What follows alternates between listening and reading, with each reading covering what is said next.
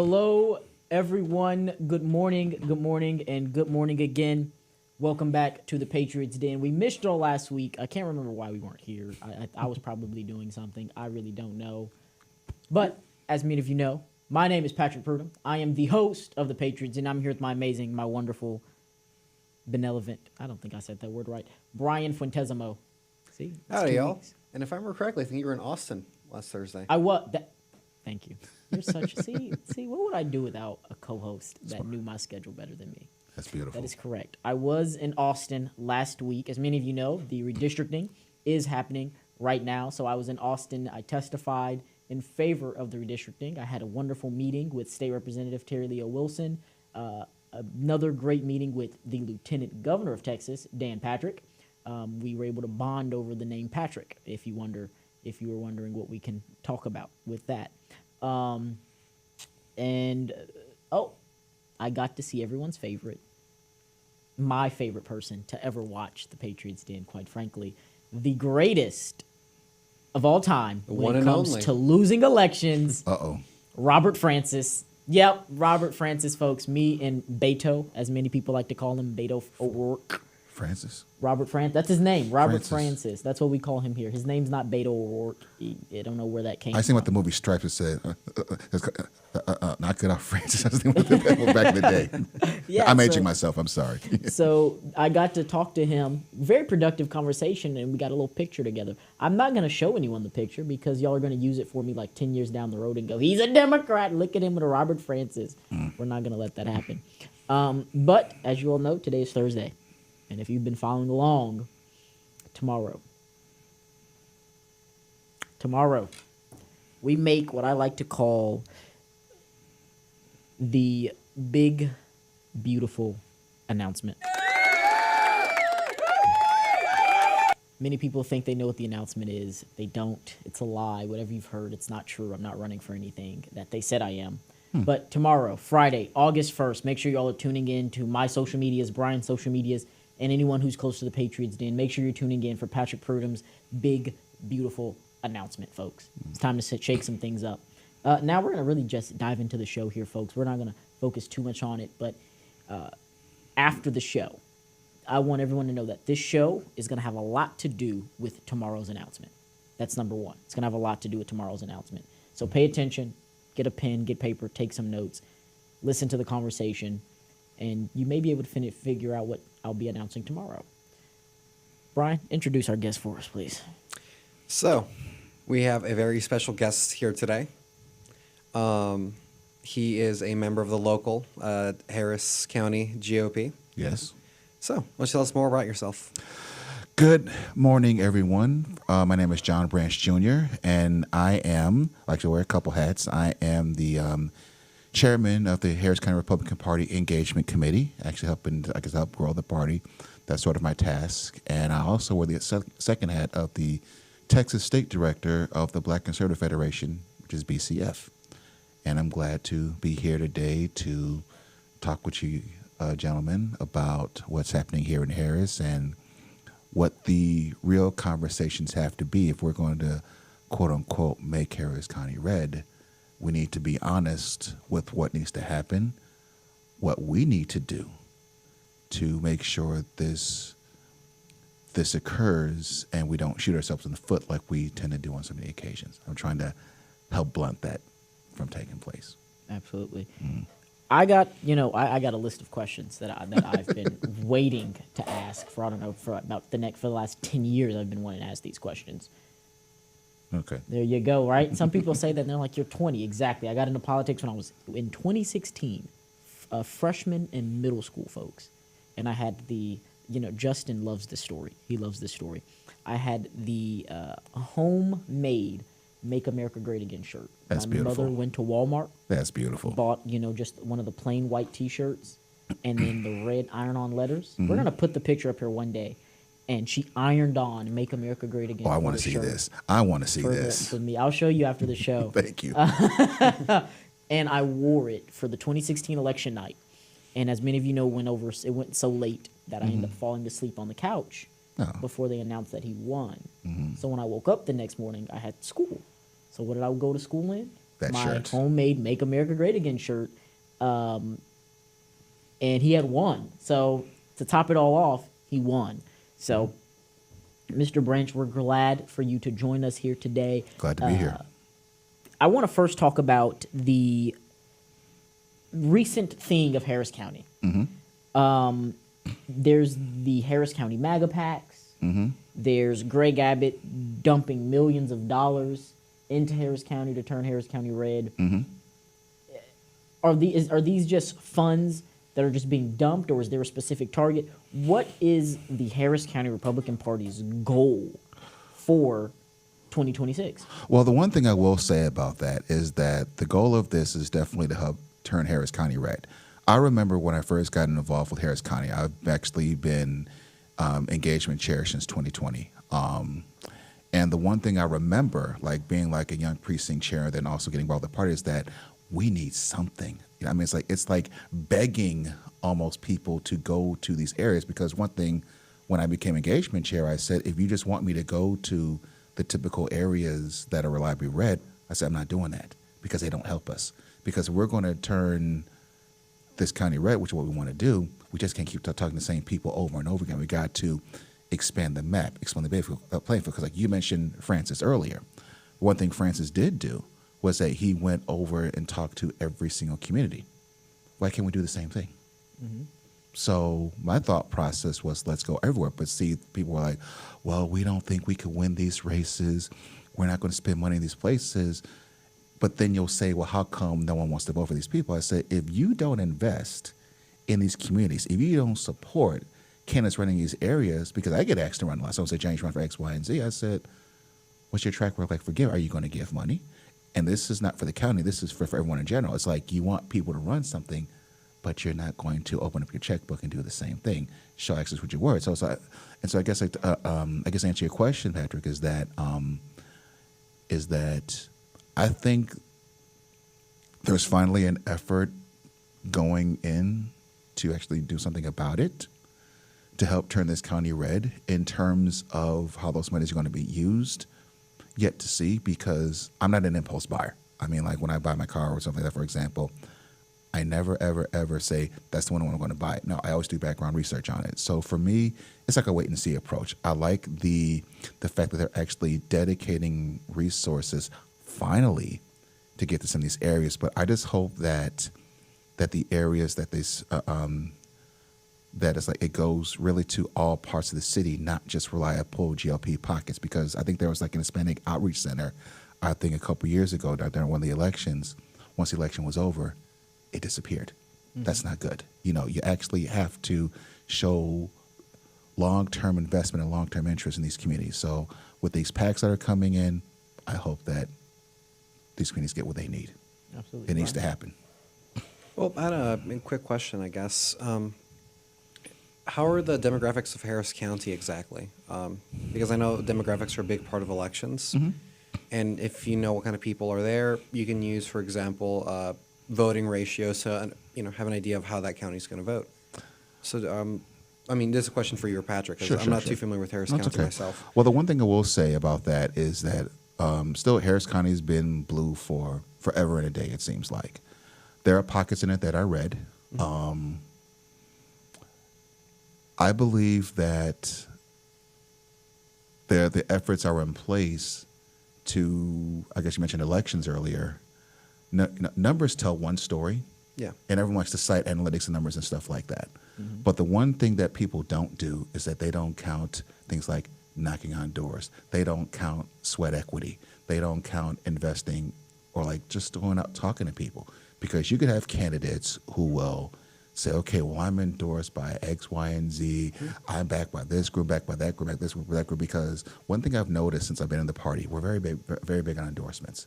So when I see people say, okay, well, I'm endorsed by X, Y, and Z, X, Y, and Z, X, Y, and Z, if you're going to bring those endorsements to an area that maybe doesn't care about that stuff, they just want to put food on their plate. They just want to get jobs. They don't want handouts, as what some will say. They want those things.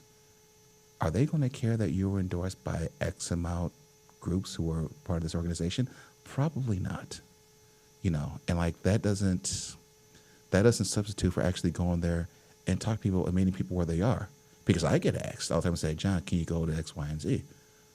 I can make sure I know the person first, because if you make a fool out of yourself, because I actually had a conversation with a friend of mine who actually owns a restaurant here in the city about that same thing. Like, I think it was like yesterday, I think it was. Person had a banner in place, some of her guests acted a fool. It hurt her business, and I heard about it. And I felt bad for that because I'm the one that made that introduction. So guess what? I got to be careful now in terms of who I know people to. So it's like, okay, well, they're running as conservative. I said, okay, is your message going to jive with what's going on in the community? Because I hang out in these areas. You don't. That's my home, not yours. If you screw this up, I got to deal with it. And I don't want to deal with people's, mess ups. But as your question earlier about the demographics, it is a blue county. There are some red pockets. Is there opportunities to win races and pick up ground, make this red? Absolutely. But we have to be sure that we have the candidates in these races that could actually win races, not ones that allow us to stick our chest out. Oh, yes, they're red. Yes, they're this, they're this. They're MAGA. I'm like, okay, but is that going to translate to every county in Harris? No, it's not. We all know that. But we have to be sure that the candidates that do run can actually win these races. And that's something that I think we're still working on. So hopefully we can figure it out. Yeah, 100%. I mean, a big issue with Republicans nowadays is the idea they can just go to a new county or a new state completely and just run. And, they think they can go toe-to-toe with these Democrats. I mean... It makes me laugh, actually. I mean, nationally, it's a big thing. I mean, I think you remember Vivek... Ramaswamy. Yeah. Yeah. He was, I think, trying to run for governor of Ohio or something like He's that. leading in the polls right now. In Ohio? Mm-hmm. Ain't he from New York or something like that? California. Oh, that was close. Okay. Well, same thing to a certain degree. Silicon Valley, too. He made his money in California, but he's dumping it in Ohio to run for that governor's race. Which they love him there because, when he ran for president, he claimed it. Right. Yep, And- big Trump guy and everything. And I think one of the things is what we can learn from that is Harris County, for example. Mm-hmm. It's a very large county, Yes.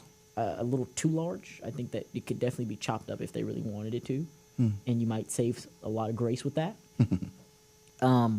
But does the Harris County GOP have some kind of, candidate, background check or candidate qualification? Because there's a lot of talk right now about certain candidates who are running for races in Harris County. And, you have either the MAGA movement of the Harris County GOP going, we don't like that guy, or we got the moderate, base of the Harris County GOP going, we don't like that guy. Right. So is there, some kind of how does the Harris County GOP go at attacking these, Well, in party fights? Well, the one thing I will say is that some people say, well, that's what the primaries are for, et cetera. Okay. It's kind of complicated, but then again, it isn't. I think that what ends up happening is that you'll have people that'll come and they'll say, I'm a conservative. They'll say the right things. They'll do the right things, et cetera. That'll get people to like them. They'll get to tune into them. They say, yes, I like what this person has to say. But they don't give any policy points. Yeah. They don't give anything what they would actually do. I see candidates, and this is since I've been in the party. I mean, this is going over like years. I think the Dems did it too. Maybe I wasn't paying attention. I wasn't involved in politics like that. But you see a lot of people cheerleading for a specific cause, for a specific candidate. But if you was to ask these candidates what they believe in and what they would say, it wouldn't work. Because I think one thing our chairwoman says, right candidate, right race. She talks about this all the time. And there was one race, this was a few years ago, where this person was MAGA, made it to the primary. Everyone said they would get killed in the general election by at least 17 points, and they did.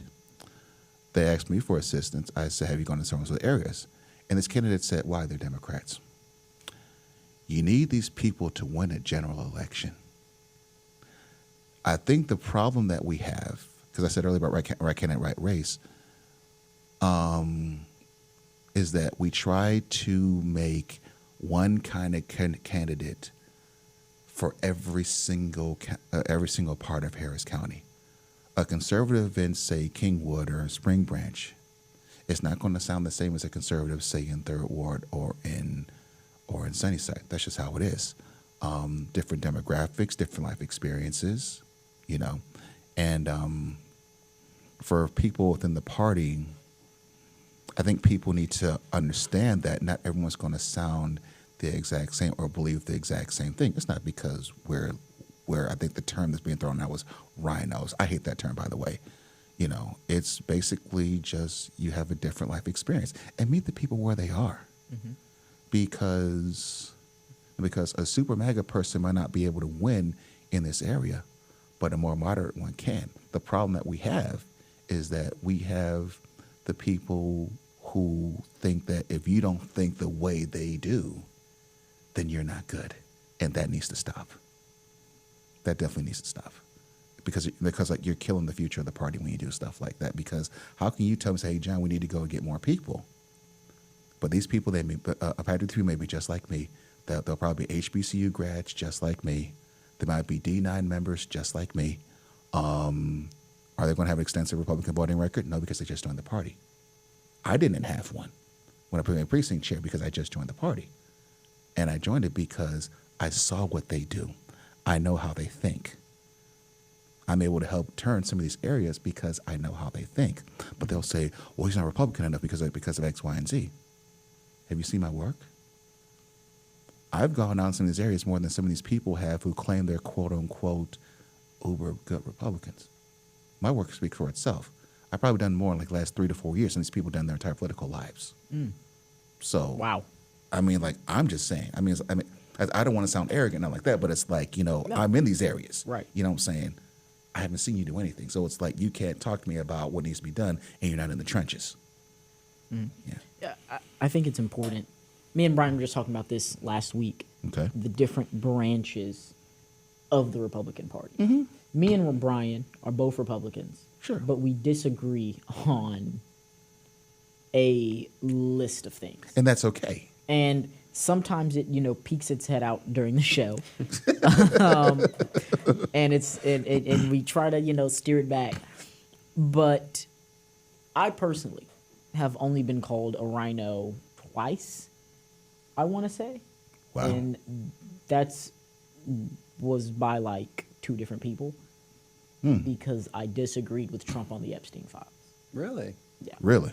That was the only time I've ever been called a rhino. So you disagree with the president on one thing? One thing. And I was told... Not his whole platform, just nope, one... just one thing. One thing on the platform. And you're not a real MAGA, you're a rhino. That's the only time I've ever been called a rhino. Most of the time, I'm called a MAGA Republican. So it's a real big jump. Brian here, Sounds like I call a him a cult. rhino all the time. Because Brian is a rhino.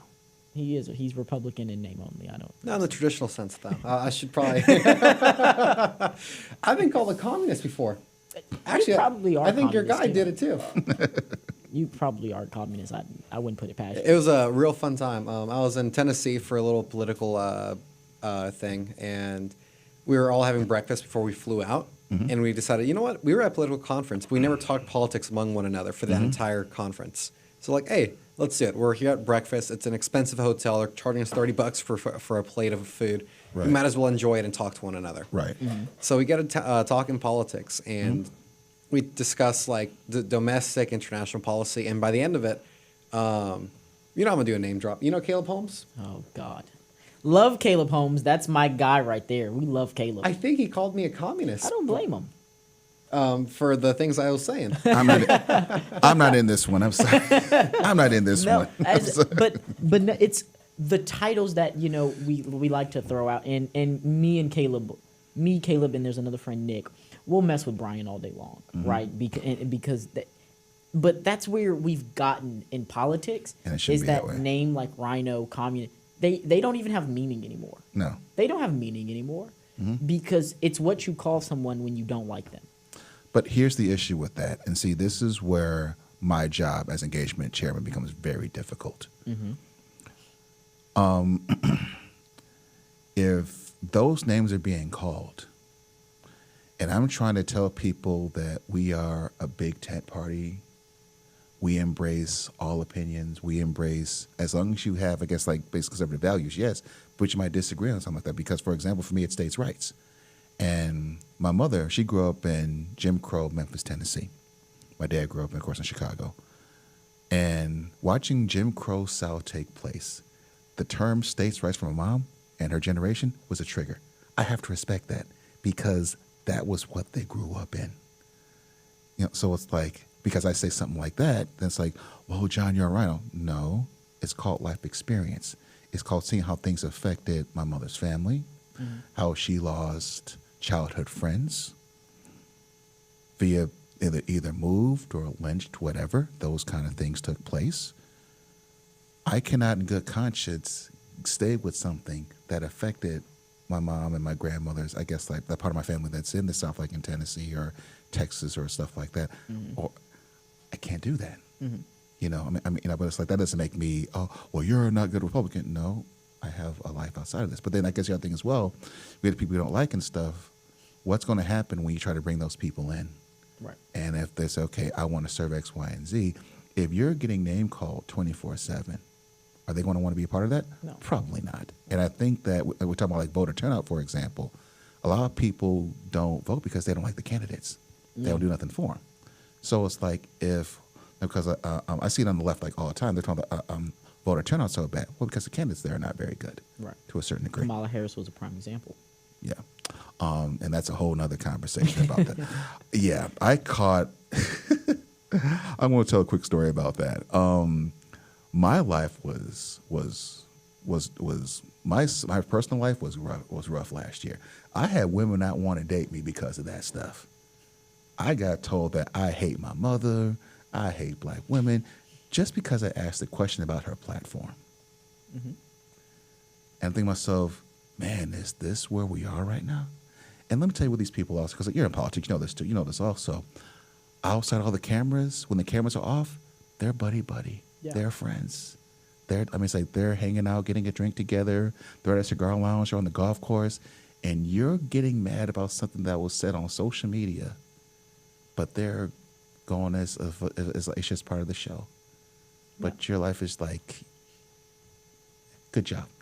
No, I will say there's a guy, his name's Marcus, Democrat. Okay. He's working on the I think he's working on the Isaiah Martin campaign from what I'm seeing. I'm not 100% sure. Okay. But you put him and me on an Instagram live, and you would swear when these two see each other in person, I want to know who's going to swing the first. I want to know who's going to swing first. Like, it is just an all-out policy ends up going out the door. It's just personal attacks. Bam, bam, bam, bam, bam. But then I saw him at the redistricting. That happened at the U of H. I believe it was on Saturday. Yeah, Saturday, yes. And he walks up to me and goes, "Hey, Patrick, how are you? I'm good. How are you, sir?" I'm in a MAGA hat. Sea of Democrats. I'm in a MAGA hat. And it's me and him, and we're just kind of talking, and and we're chatting it up. And I make the joke. I say, "Well, when you go testify, let me know so I can walk out," and things like that. And but yeah. You're cordial. We're cordial. You're cordial, We're yes. cordial when we see each other, Yes. right?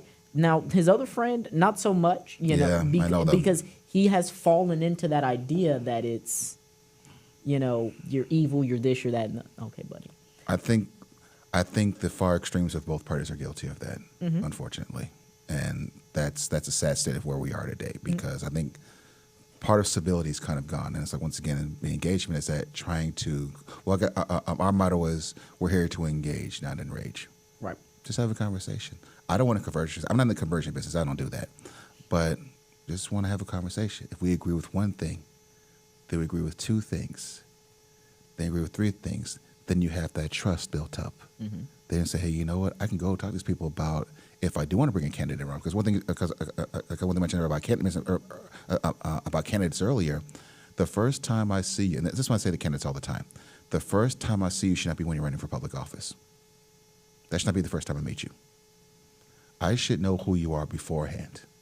Because when you're in public office, you're going to ask me a favor. It's going to happen. You're going to say, hey, John, I need X, Y, and Z. Or say, or Patrick, I need X, Y, and Z. Or same thing as you, I need X, Y, and Z as well. because then it becomes, are you talking to me because it's like, why are you having a conversation with me? You want something out of me? Or, it's Right. like, yeah, I don't do the using part. Right. Which is why, so, tomorrow, we make the big, beautiful announcement. Big, beautiful announcement. It's going to be so great. It's going to be so great. But one of the things that, helped me make, the decision that I'm going to make tomorrow, well, I've already made the decision. What helped me make the decision that I'm going to share with people tomorrow is the fact that Patrick Prudhomme has become a household name in politics. That's good. It's become a household name. That's you good. see me and you automatically know, I know him. Yes. I want to go up to him. I want to shake his hand, right? I am no stranger to any of these settings. And so I want to be very careful with how I word this next segment because Brian knows that it can Go left go instantly. left very quickly. And we're going to stay on the right side of history. Yes. See how I did that? See how I worded that in? That's good. That's good. That's good. There are a lot of people running for public office right now who have these bizarre backstories that when you hear, I go, it's funny. That's cute for a candidate to, really run on. I'm trying to be good today. Behave, both of you. I'm Both of you. trying. Both. I don't like the smirk on Brian's face right now. I'm trying not to be petty. Go ahead, keep going. Very, very interesting backstories that make me go, if any of what you just said was true, you wouldn't be running for public office right now. That's number one. Number two, there are also some people who have put their big toe in the political pool, and it's been in there for a while, but you went from just putting your big toe in and now you're head diving in. And it's like, well, wait a minute. Let me put my resume out there for the people that don't know. I'm still stuck on the big toe part. but It's go ahead. it's in and out. Okay, Bam. You sorry. know when Sorry. when you get to the pool and you want to just check the Yeah, temperature. sorry, yeah. Boom. My and, bad. I kind of get distracted. but You went to the pool pad? not often. I don't know how to swim. Oh, it's because of the head. That too. Yeah, it might feel good in the water. Actually, I haven't tried it. I should probably. go. Maybe a jacuzzi or something, Yeah, I don't have a jacuzzi though. I gotta find a jacuzzi. Really? The school has a jacuzzi. I So need you're to gonna- start, y'all. You know what, folks? That's where you can find me this fall in the jacuzzi. Thank you very much. But no, I got in politics in 2016. As it stands for the state of Texas, I'm the youngest vice chair for Blexit, Texas, that they've ever had. Oh, that's awesome. When I was the vice chair of Blexit, I couldn't even vote. I was vice chair of Blexit before it became Turning Point USA. Take that to the bank. Wow. And we reached out to several organizations. We were on the ground doing things. And there were some people who called themselves, in the area, but they weren't actually in the area. It's good to have on a business card, if you know what I'm saying. Right. And so we have a lot of people right now in politics who have great business card titles. And they like to say that this is what the community needs and this, that, and the third. That's nice and all. But I have one question for you. If you weren't running for office, would you still be doing the same thing you're doing now? Oh, that's a word right there. That's my question. That's a word. If you weren't running for office, would you still be doing the things you're doing now? I know what I've been doing, and I'm not running for office. I know what I'd be doing. I've been knocking doors, making the phone calls, speaking at the rallies, boots on the ground, as they like to say. Whoa, whoa, whoa, I hate where the that song. fans at? I hate that song. I hate that song. I'm sorry. Right? And that's not as a candidate. That's as, I'm 20 years old. How many 20-year-olds do you know are, up at 10:30 a.m. in their summertime doing radio shows? You don't know many. None. There aren't many. When I was, 18, 17, I was out campaigning, rallying, fighting for this country. I could have been doing literally anything else with my time. Right. Literally anything else. Right. Brian can attest to this. Me and Brian are both, Brian is my frat brother. We're in college together. And there are times when we come around, people our age are like, well, please don't bring that in here today because we just would rather talk about anything other than whatever is about to come out of your mouth. There aren't many people like me and Brian walking around, older or younger.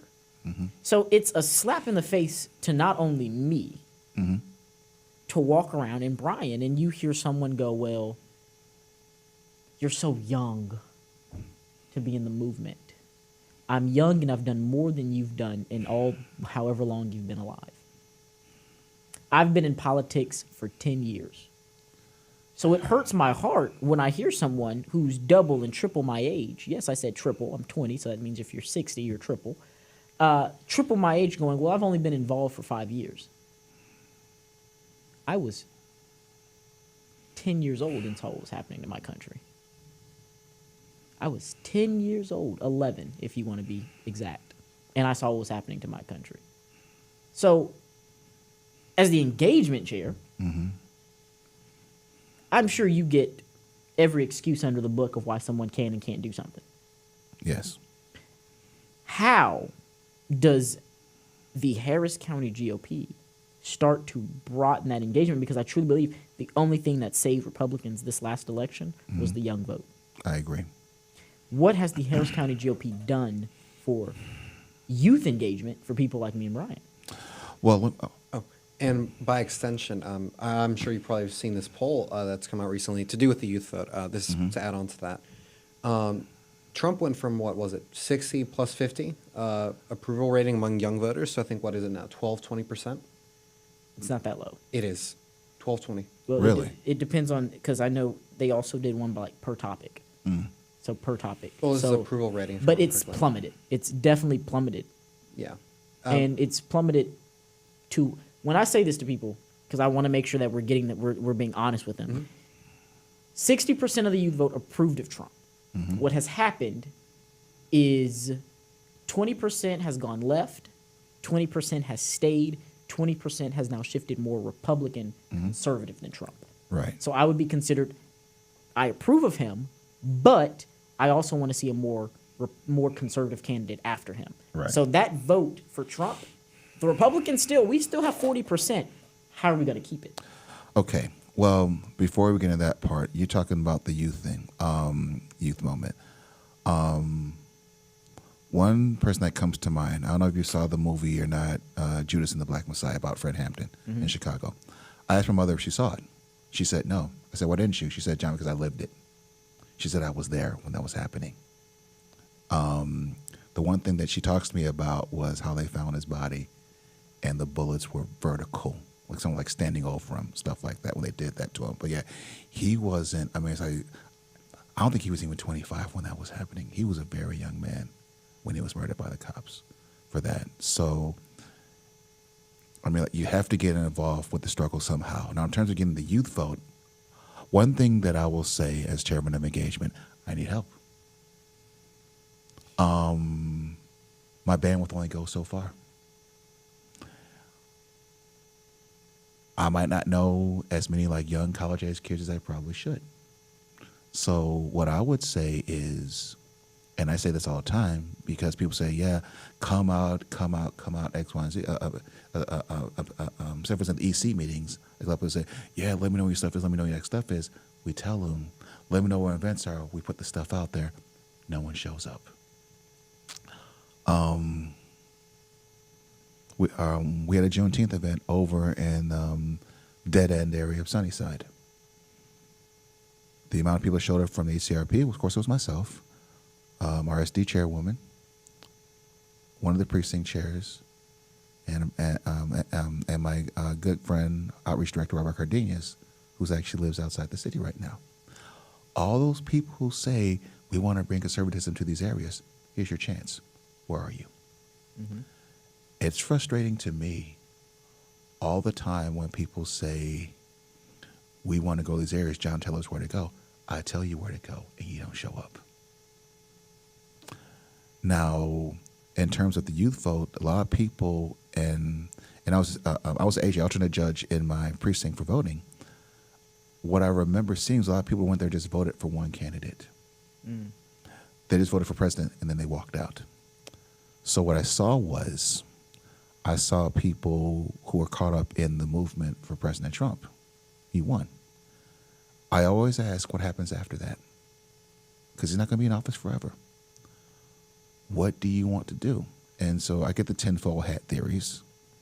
But I said, okay, guys, let's try to make sure that make sure that the party continues to grow. And I think that, and this is me personally, I'm not speaking for myself here. I think that there's people who are hung up in the person who's holding the office. Because we always ask what's going to happen after he leaves office. People are like, oh my God, how could you say such a thing? It's a reality. Because those people like yourself, age 20, man, I thought you were older. No offense. I thought you were like 22 or something like that, maybe 22, That's 23. the offense right there. I tried anyway.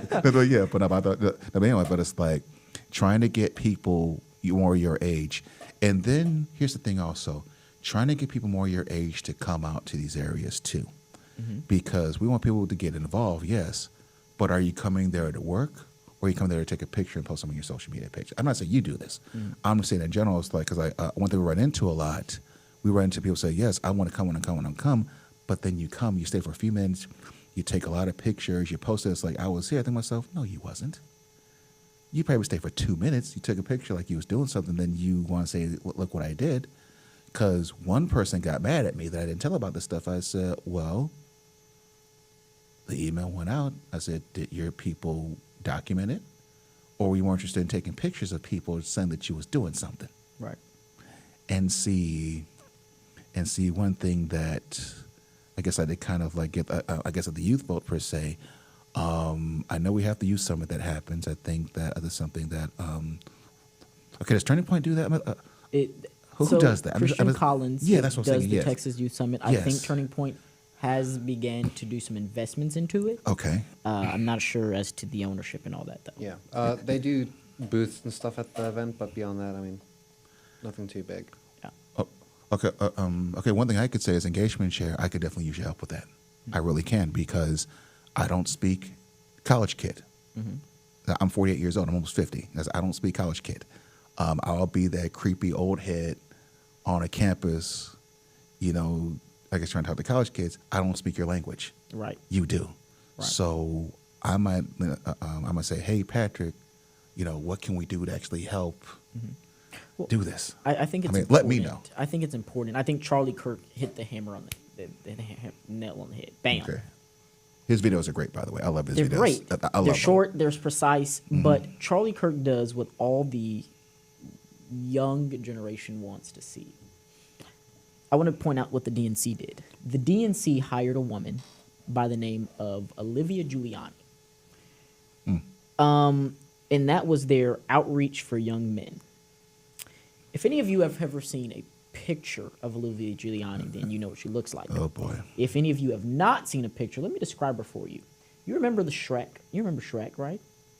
Fiona. Okay. Yes. She didn't look like Shrek. She looked as if Humpty Dumpty in Shrek and Shrek had a baby. You know what? And made her. Like, she is... Why are you like this, man? I don't know. Why are you like this? I don't know. Everyone asks the same question. Olivia Giuliani is the spokeswoman of why you should do Ozempic. She's on Ozempic, and it's just not working. Oh, my God. Olivia Giuliani You know what? See. stood at the DNC. The camera couldn't even pan out and get her whole body in the frame. And she said, it was the biggest thing I've ever heard at the DNC. She said, Gen Z, if you're not at the table, you're on the menu. Of course you made a food joke, because that's all you think about 24/7, 7 days a week. She looks like a melted we scoop of ice talked cream. about this. I'm sorry. I'm We sorry. talked about this, My man. bad. When her and Isaiah Martin stand next to each other, I imagine the number 100. It's really bad. It's like she's built backwards. I don't know what it... I'm sorry. But that's who they put to be the outreach for young men. Well, Wait, the young men for specifically? young men. No, young men. Well, I can say it was successful at, helping the Republicans outreach young men, because all they had to do was say, is this what you want? And we went, absolutely not. Someone put Shamu back in SeaWorld. So the thing with the young generation is a lot of people like to say this isn't your grandfather's Republican Party, but oh, brother, are you wrong. Okay. This is your grandfather's Republican Party. We're tired of seeing out of shape, bloated women and men that want to be women. Women, Oh, you're okay. good. No, I'm you're sorry, good. okay. You're, I heard I should say, wait a minute, man. thrown up there. American Eagle, I'm not sure if you've seen. American Eagle just released I've heard the an ads. ad Yeah, I've heard the ads. Everyone's upset about it Sydney now. Sweeney, Okay. who's talking about good jeans. And she's like, I love my blue jeans because I have good jeans. These blue jeans are blue and they fit me well and they do this and they do that. And someone got up. And there Please was don't an tell me someone uproar. got upset about it. No, they got mad because they were trying to say that good jeans were American. And they were mad because they were trying to say this was a Nazi ad. Because Sydney Sweeney is young, good looking, fit, blonde hair, blue eyes. And is talking about having good genetics, good genes. Oh, boy. But she wasn't talking about having good genetics. She was talking about good Because it's a clothing jeans store. Because it's blue jeans, not It's a blue-eyed clothing. jeans. Yeah, it's a clothing ad that people tried to Exactly. make it. Oh God. That's yes. what the Democrats. It's racist. No, you're just mad you don't look good in jeans. That's what it really was. Let me say something about that also, because some of the whole like young people, black male vote stuff like that. Okay. A lot of like black men, young men in general, did vote for Trump over Kamala, and it was. I talked to a lot of folks after the election, and the one thing that they had said was they were insulted that they felt that they quote unquote had to vote for Kamala Harris because she's a sister. I'm like, okay, but let me tell you what also messed that up too. This goes back a couple years. You followed that governor's race in Georgia, Stacey Abrams, which ran against Kemp. Okay, so all their ads and targeting was towards black women. Think of it like, say for example, that you're getting ready to go to Cabo, for example, or Dubai, like whatever spring break destination, if y'all still do that stuff. They come at you to say, no, we good, Patrick, we don't need you. One of their friends bows out, and a week before you go on a vacation, you say, hey, man, come with us to Cabo. You said, wait a minute, 3 months ago you said you was good. Right. Now, obviously, you want them to come with you because you're going to get stuck with this hotel bill that you can't pay. So I was like, oh, no, just come. We'll talk when we get back. I think it's the same thing happened in Georgia. You had people who were saying, you're targeting one set of voters. You're getting your head handed to you. And I was like, hey, come on home, help us. I said, wait a minute, you ignored us for years. So I think the same thing happened in, I guess, Kamala Harris rose. A lot of people expected people to just vote for her just because of this. But when you ask about policy questions, you didn't get an answer. Or people say, well, why are you going against the sister? No, I asked a question.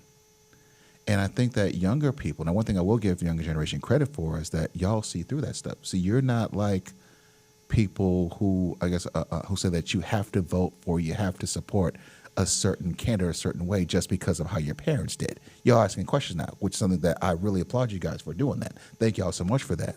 And I definitely want to keep that momentum going, you know. So I think that one thing that I guess like helping with like the youth vote and stuff still is like continue to ask those questions, continue to push that envelope, continue to just not say vote for me because I'm this or vote because I'm that. It could say don't vote for me because say, okay, I'm a woman or because of this or because I'm MAGA. It's like, no, we actually need a policy behind you. For MAGA folks, hey, no, we glad we're sharing the same banner, absolutely. But I don't want to hear you being a cheerleader. I want to hear, I guess, like what legit ideas you have versus just saying everything else. And I think it goes to, you know, events. Let's look at some events that have happened. Yes. You want to bring in the young vote. I am, you know, as politically involved as it gets. There's very few people you can put up in front of me to speak that I'll be like, no, I really don't want to listen to this, right? Because I'm politically involved. I really want to hear what everyone has to say. Sure. But not everyone in my age group is like that. No. And if you want to bring out the message, you have to put people up in front of them that are speaking that we actually want to hear. You got to meet people where they are, too. Right. And so, you know, as much as I love, you know, Mattress Mac, and he gives a lot, but if I go to an event and all you have to offer me is Mattress Mac, the average person my age does not want to listen to Mattress Mac. The average person my age does not want to listen to, why can't we bring in speakers that the next generation that is now the majority vote, by the way, people that are out there saying, what are you talking about? I would like everyone to know, my generation is now the majority vote. And we are the ones who decide elections moving on from here on out. Do you like Anton Daniels? Like his podcast he does, or his meeting? Or? I've never watched it. Okay, I've never watched it. Yeah. I'd have to go look. But there's just low energy people speaking. It's horrible. Or they're speaking about a bunch of something that we don't care about. And I would argue a big part of that is actually I wanted to mention this earlier when you Sure. mentioned it. I would just respectfully, I think I would disagree with the idea that we need a Big Tent Republican Party. Reason is the issue with being Big Tent. I mean, you saw this during the 2024 Trump campaign, especially. You lose a lot of energy when you're Big Tent because a lot of the energy that you would use to hype up your base with very specific issues, you have to waste now on accommodating new people to come in. And I think a thing young people want to see nowadays is change. It's a big reason why radicalization is so big and rampant nowadays. It isn't because now these ideas are suddenly amazing and better. It's because people are tired of the middle. They're tired of the middle not doing anything. And they look for avenues of change because, unfortunately, Trump did not provide that change. He became the establishment, and at least that's how I view it. His first 4 years were great. He was against the establishment. That's what people voted for. He accomplished that. He fought the swamp. But after 8 years of working in politics, unfortunately, I mean, you look at his cabinet, for example, it just... Well, here's what I say about that. I say the Big Ten is important because if the Big Ten wasn't there, I wouldn't be here in the party. People would have said, oh, well, because I don't have an extensive Republican voting record, extensive this, they will say, well, we don't want you in here because you could be a spy. I mean, that's just realistic about that. So it's like, I think that, and I see where you're coming from with that, but once again, how do you bring new people in? Because when people say we need more people to come to the GOP, you're asking for a very specific thing now, because like I mentioned earlier, they're going people who might not have full voting records. And say, for example, you got someone who's from that area who wants to run for an office in that area as a Republican. Are we going to disqualify them now because they don't have the quote-unquote long thing Republican voting record, which makes them a quote-unquote Republican? Are we going to do that? So it's like, that's not right either. So you have to make sure that you actually cut it both ways. But I guess your story about Mattress Mac, similar thing. First, you're on the party too. First thing I mentioned was Ronald Reagan. I said, I was 3 years old. Ronald Reagan was voting president. I say he doesn't. I mean, it's like I see with different conservatism, excellent, but you cannot talk to me about someone who I was still barely walking and putting sounds together, trying to talk when he was like the president. Right. I can't. I mean, like I don't relate. I don't relate. So it's like, so how can you put someone? And I guess that's why Crenshaw kind of like, because I told you a story earlier about how I joined the GOP. I don't want to get into it because I don't know what time looks like, but at the same time, though, it's like someone younger who I could relate to, someone who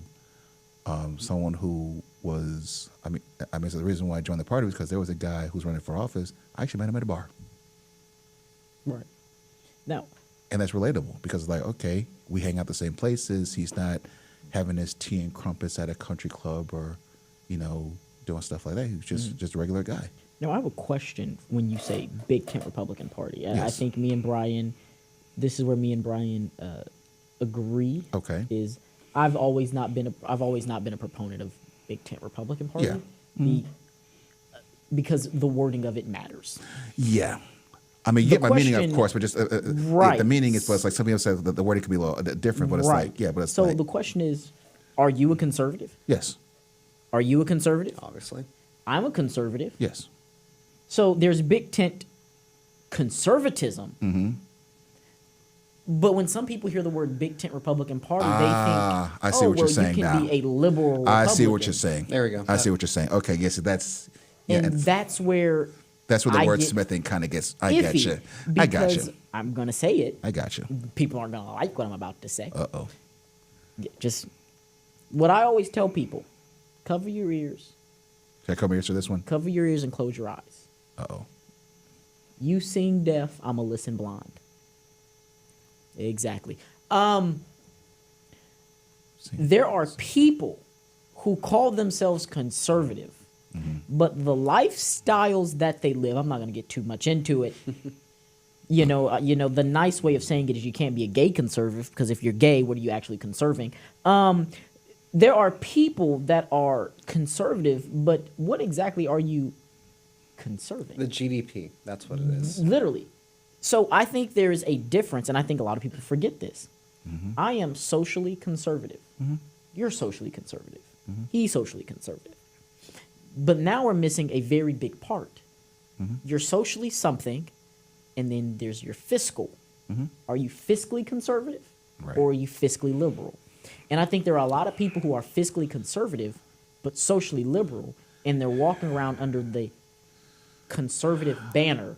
And that's where we start to see right now divides in the Republican Party. And funny you bring that up. I was watching a clip a little bit ago. Charlie Kirk, actually. He was doing a big Q&A at a college with a black gay conservative, because look at us, we're the Rob party. Smith? I think so. Ugh. And it was funny, because people would ask him hey, I'm a conservative, I'm a Christian. What exactly about you is conserving Christian values in this country? And the guy couldn't give an answer. He's like, oh, it doesn't matter. I am in this party and I'm here, and if you don't want that, you're against conservatism. Oh boy. And it's you're not winning people over by doing that. Because the people who are part of that demographic, first of all, they're a very small demographic. Second of all, they were never going to vote for us to begin with, no matter what we say. Right. Which is why. So for the Harris County GOP. Well, I will say, I guess answer that question too. One thing I could probably say about that is that it goes to how you frame an argument as well. Like, for example, one of the things that we believe in is Second Amendment, right to bear arms. Here in Houston, there was a program that we're talking about, I guess, a gun buyback program. And then also the mayor at the time wanted to get more guns off the street, more gun laws taking place. Once again, I grew up outside of Chicago, some of the harshest gun laws in the country. And we see what my city's like. But anyway, I was out doing something called retail politics, and I met these two black women. And this conversation came up about these new gun laws. I said, let me tell you something.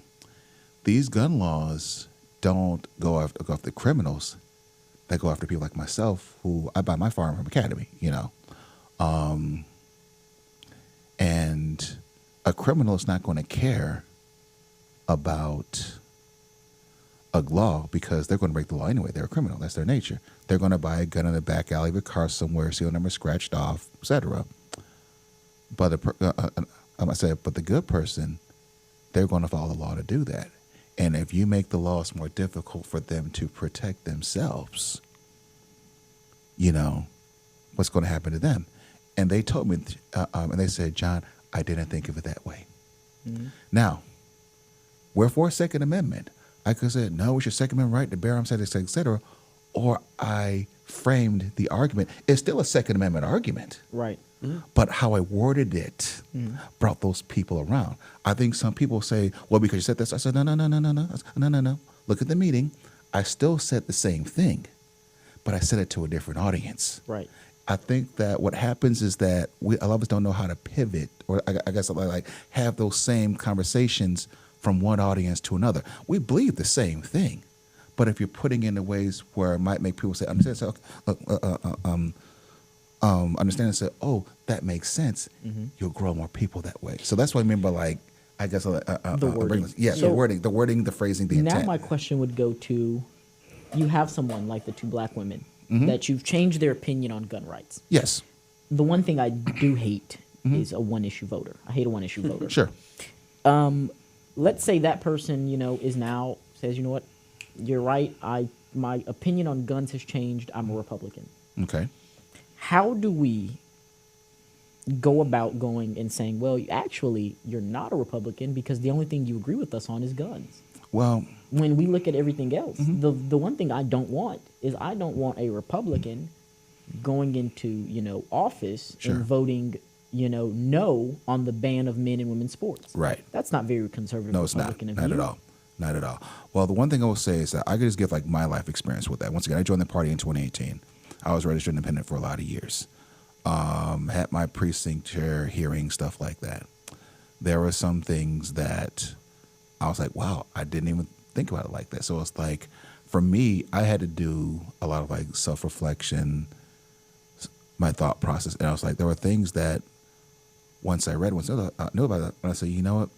I do believe these things. I just didn't see it like that before. So, so in a way, it kind of helped me become more left, veering over to the right, because one, just like taking time just to look at stuff. Now, one thing that should not happen, you'll have people who say run for office, for example, because you mentioned that just now, people running for office under a banner, but they want to focus on one thing. Now, of course, single issue voter, a lot of people voted for president because of single issue voter. That happened too. But here's the thing about that, though. One issue becomes two issues, then becomes three issues, and et cetera. That's what happens when you build a rapport. That's what happens when you invest in community. Because one person, they just may dislike one thing. For example, when I go to some of these areas like in Sunnyside or say Acres Homes, for example, I don't mention Trump by name, but I mention his policies. I mention the policies that are happening and how they apply to them in their everyday life, in their backyard. It's like, I like that. I think to myself, so you like what President Trump is doing. But see, I don't say that because some folks might get triggered by that. But I talk about what things are happening in their lives to make them. I think sometimes we get caught up on the name of what something is versus how it's being applied in their areas. If what's happening is putting food on their table, if they're able to go out and get a job, if they're able to care for their families, if they're able to, I guess it goes life, labor, pursuit of happiness, as they say. If they're able to have those things, then by all means, let's make that work.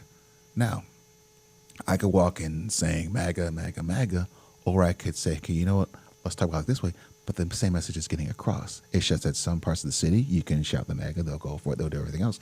Some, not so much. But I feel that we're making inroads because we're actually having conversations about how what's happening in D.C., how conservative principles are taking place, how what Governor Abbott is doing is actually making some of their lives better.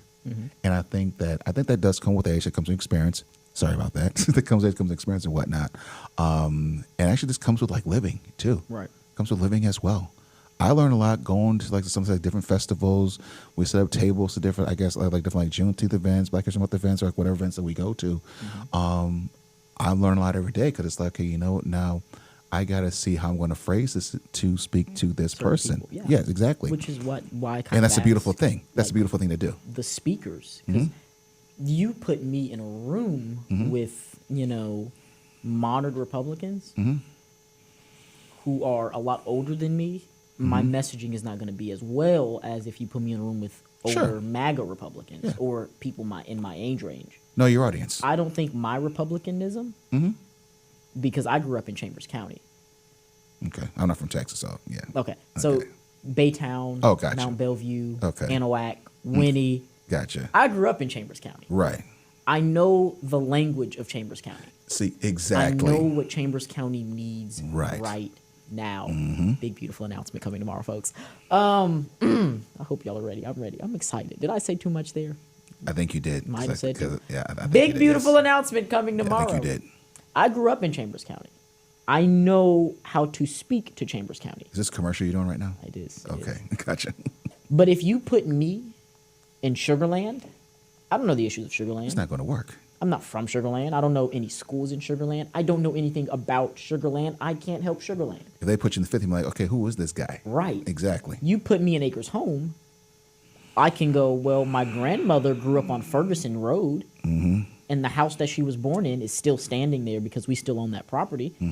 But that's about it. That wouldn't be a pretty sight. Right. Like I don't speak Acres Home. I've been right? to some of those crowds. It's like if people there aren't actually coming correct, they don't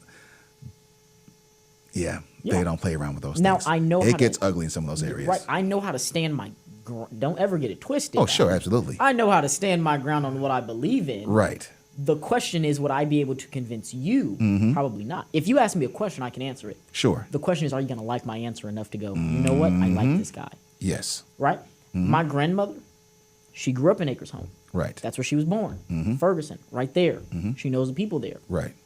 You put her there, sure, maybe. Right? My grandfather, California, maybe. My mother. These are all, like you said, different life experiences.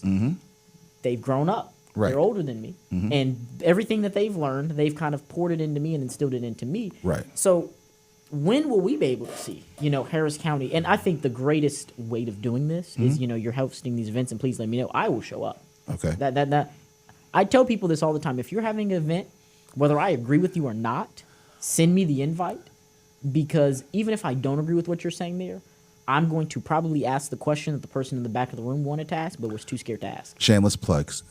Since you brought that up, one thing that we did a lot last year, the election was something called community conversations. Different parts of the city we actually had events at. There was one, we had one in the Pasadena area, one in Clear Lake area. The last one we did was over in Sunnyside, Multi-Service Center. This next one's going to be Thursday, it's going to be September 4th. Well, it's September 4th. Is it Tuesday or Thursday? My date's mixed up. Sorry about that. So It might be September 4th. that's a Thursday. Yes, September 4th, yes. The focus of this one's going to be education. It's going to be Acres Homes Multi-Service Center. And What time? it's going to be from 6 to 8. I think I'm in already for that. Okay. But because I think Because that they've been wanting different voices. Because I know people out there, they said, look, we want different voices to come out there and speak. I said, okay. Absolutely. I called them up and made it happen. Said, hey, let's make it happen. I love a good Q&A. I love a good Q&A. I will sit there, like when I go to events with my friends, they hate it. Because they're like, all right, we're ready to go. And I have a line of Democrats lined up in front of me that want to ask me questions. And I'm willing to give them the answer. Or I have a line of Republicans that are lined up to ask me a question. And I want to give you an answer. That's how you Right? build So relationships. And I can't wait. I don't know how I'm going to do it, but I have these visions in my head that I really want to put into fruition. I'm not sure how I'm going to do them, and I'm not sure when that'll ever get done. I heard the visions in his head. He lost me there. Yeah, but a Q&A of just me and some other conservatives of all ages, all age range, standing on sitting on a stage, and the people from the community say, hey, this is my question. And, it's a forum, and I go, well, this is what I think, this is what this person thinks, this is what this person thinks. And you tour that, oh my goodness. Or I have some friends that are Democrats. They're educated on their policies. They're educated on what they believe. Sure. The biggest thing that I tell people all the time is my job is not to make you a Republican. No. My job is not to make you a Democrat. All I want to know is when you do go vote, do you know what you're voting for and why you're voting for it?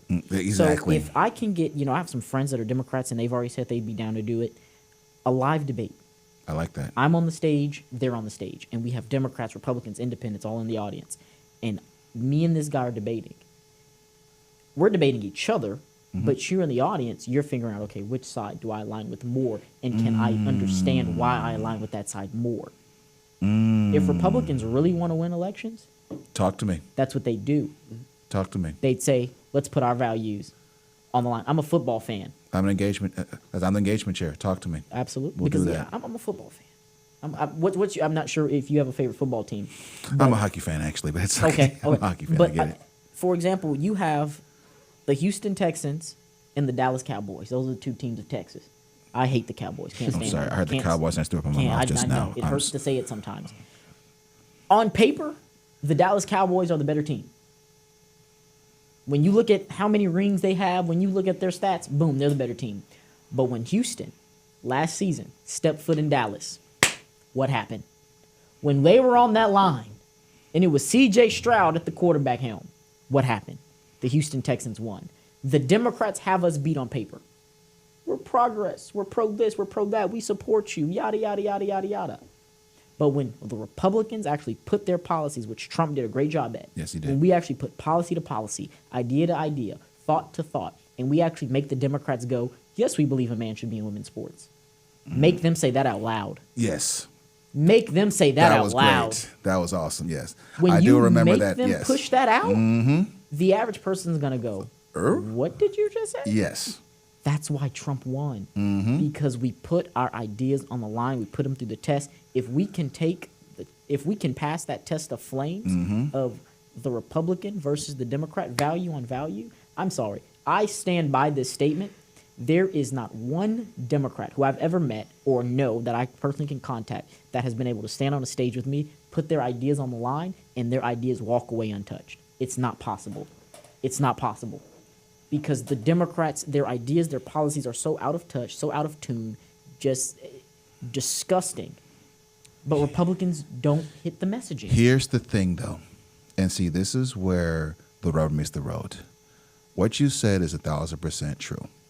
The first question I always get asked is like, well, how come they say this? How come people vote Democrats in these areas?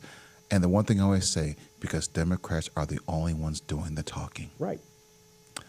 I mentioned the community conversations piece, one of Sunnyside we just had. Some of the judge candidates showed up there to talk to people. Those judge candidates won their races because they spoke to people. They met the voters. And one thing that some of these voters said was that they said that Democrats don't really come down here to work anymore because in their minds they don't have to. They don't have to. But see, one thing that I'm doing as engagement, I'm making them play defense. Yeah. Well, I think I'm going to areas like Sunnyside, Acres, Homes, do events because now I want them to have to fight for those votes. So they've never had to fight for those votes before. Now they're having to fight for those votes. They might not be able to call themselves Republicans, no. But if they're ready to vote for Republicans here and there to make their lives miserable, I'm all for that. I'm all for that. But see, I guess my takeaway message with this piece too, if we're going to obtain those votes, it can't be. I mean, I think, for example, since I've been in a party and whatnot, I wasn't going to like one state convention. Why have I gone to one? Because I've been doing engagement events across the city during that same time period. Right. I had a person ask me, you know, where have you been? What do you mean, where have I been? Yes. Where have you been? Yes, I've been working. And clearly, like, and that's what bothers me is people forget that we are in the fight for our life. Trump just secured one of the greatest Republican victories in all of our lifetimes. We've never seen it done. We'll probably never see it again if we don't get up and act now. Exactly. Trump won. Where have you been? What do you mean what I've been? I've been making sure that 2024 isn't the first and last time we see it. But it's the first time we see it, and we continuously see it. Are Republicans going to win in 2026? Or are you going to get complacent, stay at home, and not show up to vote because you think, oh, Trump's president, I've done my job? I think it depends on district by district. And this is the one thing I tell people also. What's happening in D.C. is nice, but if you can't make it relatable to the people who live in these districts, and by relatable, I'm talking about not just issues, but candidates who are relatable as well. It's nice to have people. Stories. Without the fake sob stories. Yeah. I mean, it's like it's nice that someone has this belief system, but if your message, because you mentioned football analogy, defense travels, right? Right. If your defense does not travel to these areas, like the first thing I learned about, because actually the first got into politics, I said my past life, I'll say, I was doing collective bargaining stuff when I was in graduate school. The first thing I was taught was learn to speak two languages. Learn to say the same language to Democrat and Republican audiences. That's not me being a quote unquote right. That's actually being able to read the room. Right. I think that's effective communication. Yeah, that too. Yes, and I think that what happens is that a lot of people do not know how to do that. Well, some people say, well, it's cheating. I said, no, your candidate didn't know what they were doing. I said, that's the problem. It's not, well, the liberals, this, not this, that stuff. It's not, well, everything's rigged. No, your person does not know how to talk to an audience. You got to know how to talk to people. You know, and it's like one message is not going to work across the board. It's. I mean, like you can't say the same thing to everywhere in the county. You can't. It doesn't work that way. But I'm not sure if folks understand that or not. And that's the unforgiving truth. Yes. I've traveled the state of Texas. I've traveled outside of Texas. Yes. Giving speeches, doing all of this. And, you know, I can say the same speech 100 different times. Right. But you'll never know it was the same speech because it just depends on who I'm talking to. Tone of voice matters. Yes. How loud I get, how quiet all of gestures, that plays mannerisms. In. All of that plays in. And people go, well, it's called politics, folks. It's politics. You have to be likable. You have to be likable. You can't be a jerk. No, you can't be a jerk, and you can't be rigid to the point where you're so rigid in your thought likable process that it's like it's not original. Yes. We've seen this before. One of the things that I get called a lot is the Republican Obama. I've heard that a lot. And I go, I understand where it's coming from because, you know, people can say Obama was charming. He had the sway. He had this, he had that. He had the monotone, things like that. Sure, I could see that. Why someone would call me. But is it that I'm a Republican Obama, or is it just I'm effective in communicating? You know how to talk to people. I know how to talk to people. It's not that I'm a Republican Obama. I can't stand Obama's policies. But someone asked me, he said, if you had to, you know, make yourself a politician, who would it be? And I told him, I said, if you take the personality and the swag that Barack Obama brought to the debate stage with the ideas and the policies of Donald Trump in 2016, you've got yourself a Patrick. Yeah. That'll win every single time. It'll win every single time. And that's what has helped me become so effective in my political journey at only 20 years old. And I'm still getting better at it. I'm still growing. I'm still, you know, evolving into that person. But at just a young age, I've been able to see and say, well, these people want this. These people want that. Now, how do I bridge that gap? And Meet people where they are. Yeah. How do you meet people where they are? We're 15 minutes over, which we're no strangers of doing. Brian? Sorry about that. Got anything? Nothing really. Once again, today was an amazing show. This is fun. It's great to talk local politics for a change. Yes. I know national politics is a hot mess right now, so you know it's a good. I've way. been advised by people to, you know, start talking locally for tomorrow. So Yeah, big beautiful announcement, huh? big, beautiful announcement. Good luck. That's all I'm going to say about that. It is going to be a announcement of all time. I is. can vouch for that. I hope y'all are ready. Folks, this is the Patriots Den. We want to thank John Branch Jr. for coming on the engagement chair Thank you for having me. of Harris County, because if we can flip Harris County, the Democrats won't know what to do. They won't know what to do. And it's important to highlight, Harris County is 51-49. But when you get to the ballot box, it doesn't show because Republicans have become complacent. Harris County, this last election, made the Democrats go, because we got some Republicans to win their seats down ballot. We got Republican judges right now, folks. Down ballot. Down ballot. Republican judges who won their elections. Down ballot. We finished the ballot. We got to start doing that again. And having candidates that can actually win in these races. Down ballot. Down ballot.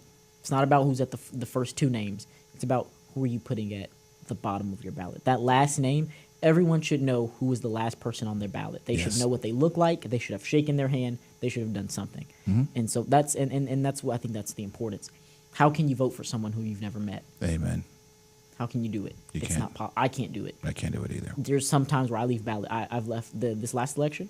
I left a ballot blank. I left a spot blank. I said, I have no clue who you are. I live in Chambers County. There's only so many people. And I have no clue who you are. I've never seen your name. Like, you didn't send me a flyer, a mailer. You didn't do anything. But you're asking me for an endorsement, But or you you're want- asking all right. that type of You stuff. want And my support. I that can't bothers do me it. too. I mean, yeah. Sorry, that's a whole Can't other do it. shelf about that one. I'm sorry. Yeah, That really bothers I me. can't do it. But, folks, we thank you so much for tuning in to Radio Dabang. Will we be here next week? Let me look at my calendar. You know, I'll my be back. calendar. I'll be back at work. I'm a teacher, y'all. So tomorrow I go back to my summer vacation's over. Oh, that's right. All the youngsters are getting back in. I teach Yeah. high school, so yeah, I don't do it. Yeah. If you had a COVID baby, See, your child, all of you that wanted to flatten the curve, your child starts school. So I hope you're ready. God bless you. He was wearing a mask. Should have been wearing something else. you know what, man? Thank you so much. It's the hey, I'm just being truthful to the people. Why are you like this, man? I don't know. We're trying to figure it out. We haven't figured it out yet. But you know, we'll get the diagnostics and all that back soon. After the announcement. After the announcement, though. Folks, thank you for tuning in to the Patriots Den. I'm your host, Patrick Prudham, and I'm here with my wonderful co-host, Brian Fuentesimo. That's his new name. He doesn't know it yet. Brian Fuentesimo. Phantasmo? Fuentesimo. Oh, His sorry. last name's Fuentes, but if Okay. politics doesn't work and he wants to be a magician, I'm sorry. I heard Phantasmo. That's why I heard. I'm sorry about that. Fuentesimo, fantastic. What have you seen? Is it the Fantastics 4 movie or Fantastic something Four. out? I saw that. Yes, it was good. I have to go watch it. So That's there you actually go. pretty Brian the Fantastic Fuentesimo. There you go. There's your new name. And the Harris County engagement chair, John Branch Jr. We're going to have to bring you back on to talk about BCF next time as well. Okay. and really dive into the aspects of that, because that's an organization that has here recently taken off. It's taken off, and Yes, sir. it's not showing any sign of slowing down. So we love that for them. So thank you for tuning in, folks. We'll see you next time. Thank you.